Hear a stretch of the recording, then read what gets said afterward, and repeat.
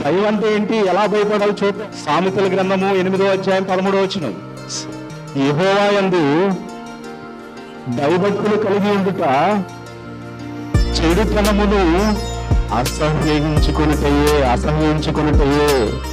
చెడుతనమును అసహ్యించుకొనుటే యెహోవా యందు. ఇప్పుడు భయపడడం అంటే ఏంటంట, ఎలా భయపడాలంట? యెహోవా యందు భయభక్తులు కలిగి ఉండుటంటే ఏంటి? చెడుతనాన్ని ఆస్వాదించుకోవాలి. చెడుతనాన్ని ఆస్వాదించకూడదంటే పర్లేదులే ఒక రోజే కదా, పర్లేదులే ఒక గంటే కదా. చెడు అని తెలిసిన తర్వాత చెడు అంతే. మళ్ళీ చెడుని ఆస్వాదిస్తే ఎలాగా? చెడుని కోరుకుంటే ఎలాగా? ఇలా కోరుకోకూడదండి. ఇంకొక మాట చూద్దాం. సామెతల గ్రంథం 28వ అధ్యాయం 14వ వచనం.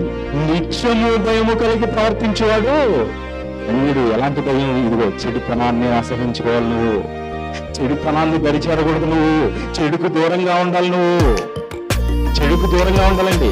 అంటే చెడుతనాన్ని అసహించుకోవాలి. చెడుతనం అసహించుకోవడమే భక్తి. పాపానికి దూరంగా ఉండటమే భక్తి. ఇదిగో నేను పాపం చేస్తాను భక్తిగా ఉంటానంటే కుదరదండి.